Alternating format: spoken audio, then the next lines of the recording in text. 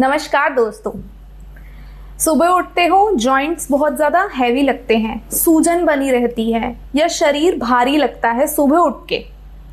आपको कोई भी नॉर्मल चीज़ जो है उसको खोलने में बंद करने में दिक्कत आती है। फॉर एग्जाम्पल बॉटल का ढक्कन अगर मैं आपसे कहीं कहूँ कि आप इसे खोलिए तो आपको उसमें तकलीफ महसूस होगी। ये सब डेली एक्टिविटीज़ करने में दिक्कत आपको महसूस हो रही है। छोटे बड़े जॉइंट्स सब अफेक्ट हो रहे हैं। तो दोस्तों ये कोई नॉर्मल दिक्कत नहीं है।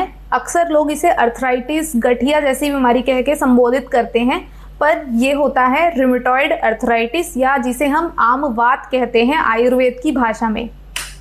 क्यों होता है ये ज़्यादा समझना ज़रूरी है। जब आप कुछ ऐसे आहार विहार को अपनाते हैं जो आपके लिए हैवी है, टॉक्सिन से भरा हुआ है, तो ऐसे में आपका आम दोष बढ़ जाता है। शरीर में आपकी जठराग्नि मंद हो जाती है, आम दोष को बढ़ा देती है, यानी कि एक्यूमुलेट हो जाता है वो दोष जो कि अपक्व आहार है आपका, यानी कि सही से डाइजेस्टेड फूड नहीं है।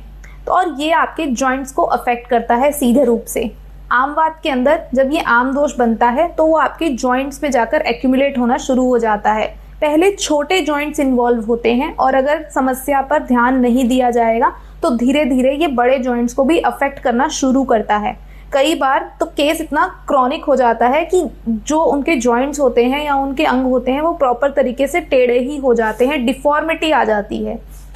तो आइए समझते हैं कि किस तरीके से इसको हम मैनेज कर सकते हैं और इसका क्या चिकित्सा या मैनेजमेंट बन सकता है।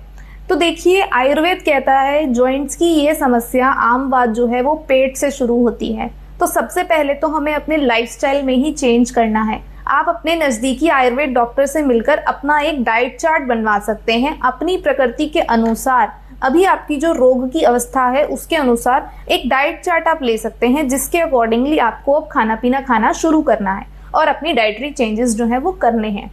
साथ ही साथ कुछ योगा प्राणायाम इस तरह के बताए जाते हैं जिससे कि आर्य के अंदर बहुत ज़्यादा हेल्प मिलती है। जनरली एलोपैथिक फिजिशियंस जो होते हैं वो इसमें एंटी इन्फ्लामेटरी ड्रग्स या पेन किलर्स का इस्तेमाल करते हैं, उससे इसकी सिवियरिटी जो है वो कम हो जाती है, पर प्रॉपरली रोग जो है वो हमें टाटा बाय बाय नहीं करता। तो ऐसे में हमें इसको लाइफस्टाइल से ज़्यादा जोड़ने की ज़रूरत है। आहार विहार पर ध्यान देने की बहुत ज़्यादा नीड है और साथ ही साथ इसमें कुछ आयुर्वेदिक औषधियों का बहुत ही ज़्यादा इम्पोर्टेंट रोल प्ले होता है।